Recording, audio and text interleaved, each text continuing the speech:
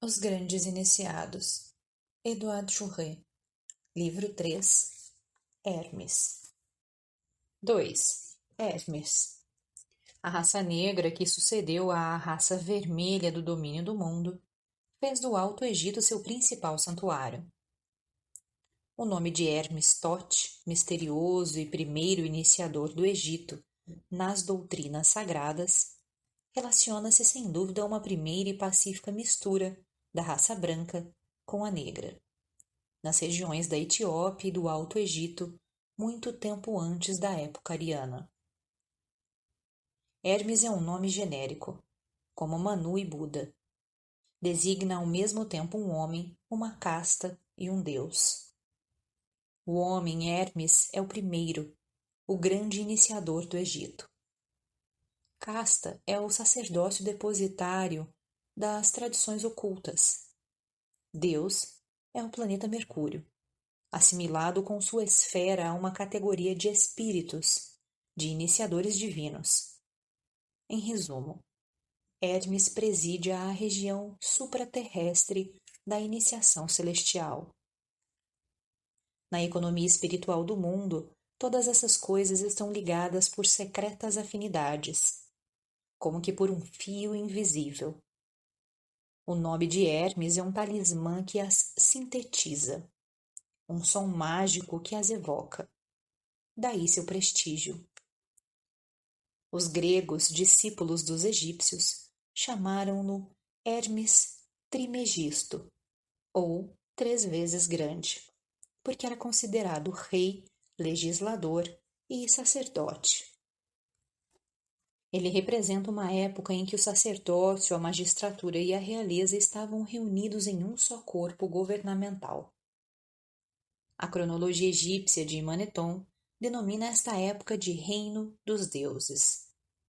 Ainda não havia o papiro nem a escrita fonética, mas já existia a ideografia sagrada e a ciência do sacerdócio estava inscrita em hieróglifos, nas colunas e nas paredes das criptas.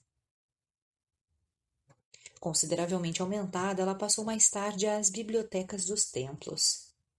Os egípcios atribuíam a Hermes 42 livros sobre a ciência oculta.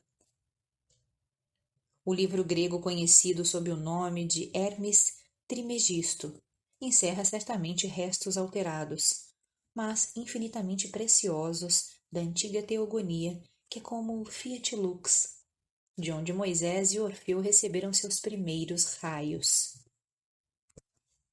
A doutrina do fogo princípio e do verbo luz, contida na visão de Hermes, será o vértice e o centro da iniciação egípcia. Tentaremos dentro em pouco reencontrar esta visão dos mestres. Esta rosa mística que só desabrochou na noite do santuário e no arcano das grandes religiões.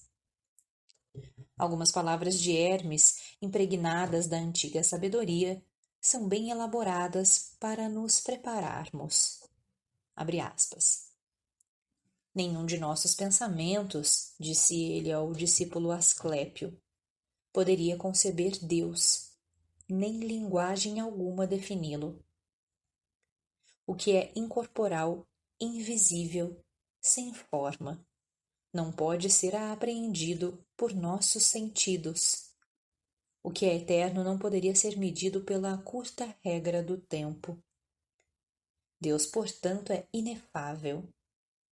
Deus pode, é verdade, comunicar a alguns eleitos a faculdade de se elevar acima das coisas naturais, a fim de perceber algum vislumbre de sua suprema perfeição.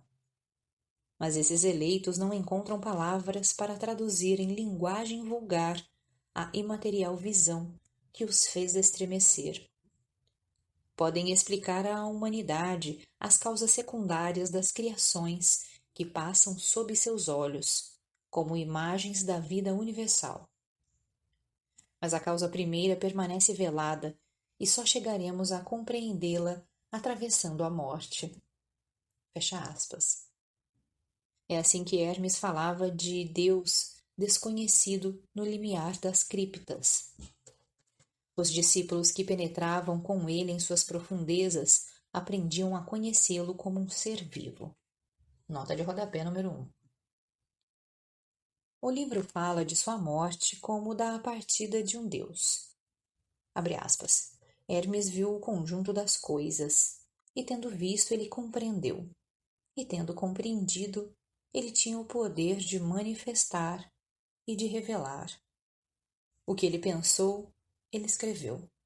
O que ele escreveu, ocultou em grande parte, simultaneamente falando e calando-se com sabedoria, para que toda a duração do mundo procurasse essas coisas.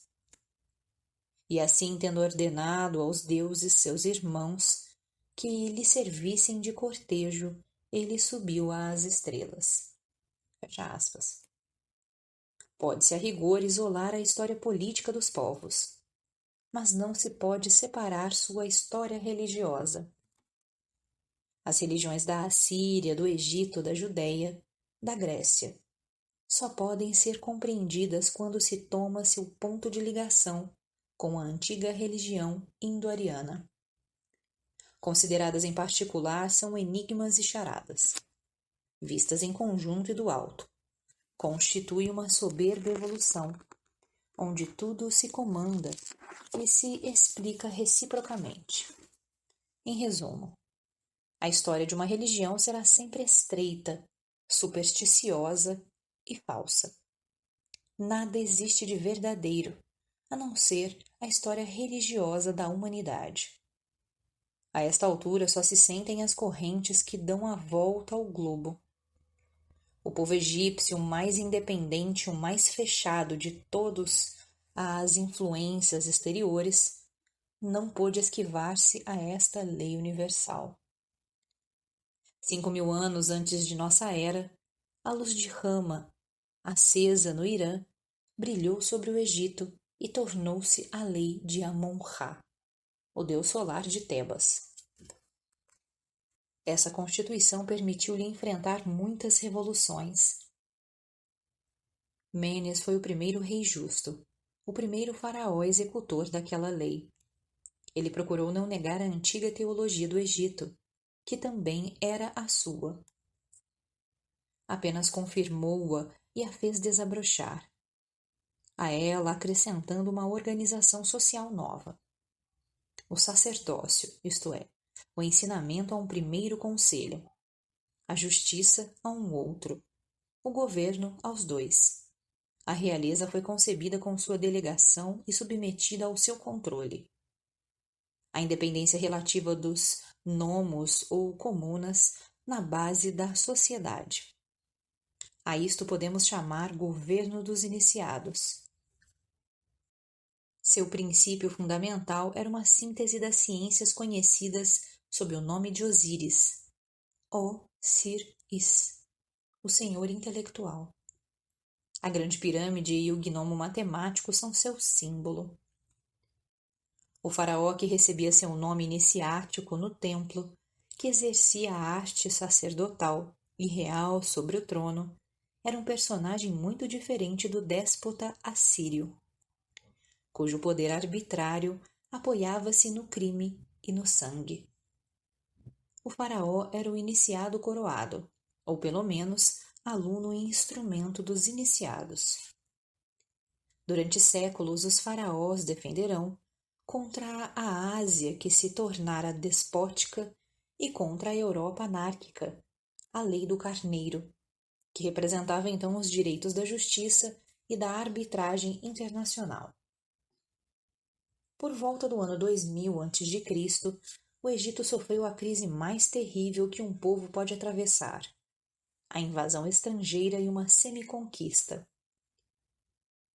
A invasão fenícia era a consequência do grande cisma religioso asiático, que sublevara as massas populares, semeando a discórdia nos templos.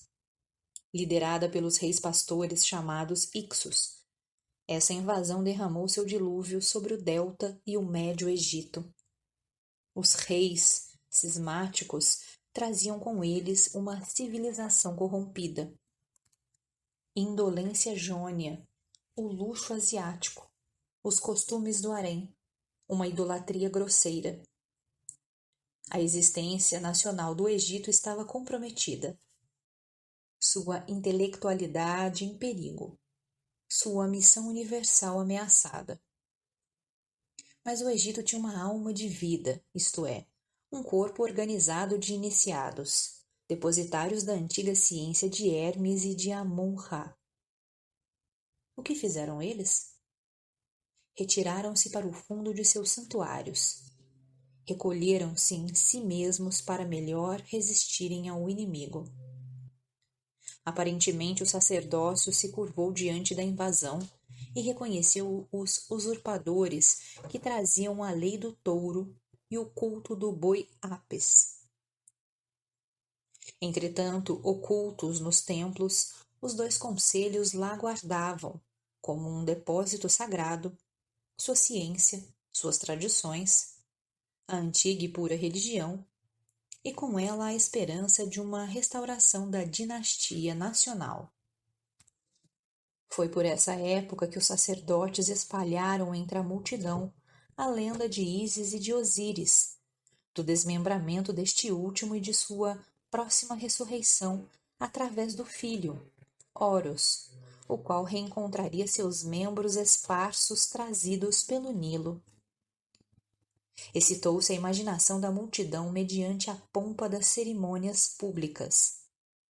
Manteve-se seu amor pela velha religião, representando-lhes as infelicidades da deusa, suas lamentações pela perda do esposo celeste e a esperança que tinha no filho, Horus, o divino mediador.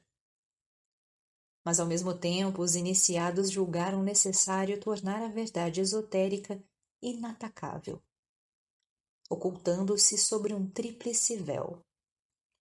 A difusão do culto popular de Ísis e de Osíris corresponde à organização interior e sábia dos pequenos e grandes mistérios, cercados de barreiras intransponíveis, de perigos terríveis. Inventaram-se provas morais, exigiu-se o juramento do silêncio e a pena de morte foi rigorosamente aplicada contra os iniciados que divulgassem o mínimo detalhe dos mistérios. Graças a essa organização severa, a iniciação egípcia tornou-se não somente refúgio da doutrina esotérica, mas ainda cadinho de uma ressurreição nacional, a escola das futuras religiões. Enquanto os usurpadores coroados reinavam em Mênfis, Tebas preparava lentamente a regeneração do país. De seu templo, de sua arca solar, saiu o salvador do Egito, Amos, que expulsou os Ixos, após 9 séculos de domínio, restaurando os direitos da ciência egípcia e da varonil religião de Osíris. Assim, os mistérios salvaram a alma do Egito da tirania estrangeira e para o bem da humanidade. Pois naquela época era tal a força da sua disciplina, o poder de sua iniciação, que eles continham a melhor força moral e a mais alta seleção intelectual. A iniciação antiga repousava em uma concepção do homem ao mesmo tempo mais sadia e mais elevada do que a nossa. Nós dissociamos a educação do corpo, da alma e do espírito. Nossas ciências físicas e naturais, bastante avançadas em si mesmas, abstraem o princípio da alma e de sua difusão no universo. Nossa religião não satisfaz às necessidades da inteligência. Nossa medicina nada quer saber, nem da alma, nem do espírito. O homem contemporâneo procura o prazer sem a felicidade sem a ciência, e a ciência sem a sabedoria. A antiguidade não admitia semelhante separação. Em todos os domínios, ela levava em conta a tríplice natureza do homem. A iniciação era um treino gradual de todo ser humano rumo aos cumes vertiginosos do espírito, de onde se pode dominar a vida. Abre aspas. Para atingir o domínio, diziam os sábios de então, o homem tem necessidade de uma refundição total de seu ser físico, moral e intelectual. Ora, esta refundição só é possível mediante o exercício simultâneo da vontade, da intuição e do raciocínio. Por meio de sua completa concordância, o homem pode desenvolver suas faculdades até limites incalculáveis. A alma tem sentidos adormecidos. A iniciação os desperta. Através de um estudo aprofundado, uma aplicação constante, o homem pode colocar-se em comunicação consciente com as forças ocultas do universo. Através de um esforço prodigioso, ele pode atingir a percepção espiritual direta, abrir os caminhos do além e tornar-se capaz de se dirigir para lá. Somente então pode dizer que venceu o destino e conquistou aqui na terra sua liberdade divina. Somente então o iniciado pode tornar-se iniciador, profeta e teurgo, isto é, vidente e criador de almas. Porque somente aquele que comanda a si mesmo pode comandar os outros. Somente aquele que é livre pode libertar. Fecha aspas.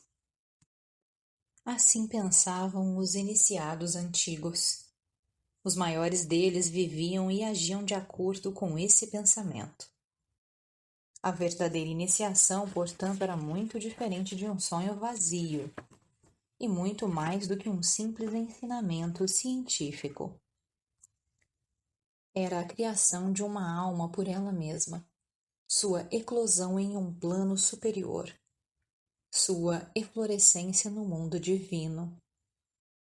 Coloquemo-nos no tempo de Ramsés, na época de Moisés e de Orfeu, cerca do ano de 1300 antes de nossa era, e esforcemo-nos para penetrar no coração da iniciação egípcia. Os monumentos figurados, os livros de Hermes, a tradição judaica e a grega, nota de rodapé número 2, permitem fazer reviver as fases ascendentes e fazer uma ideia de sua mais alta revelação.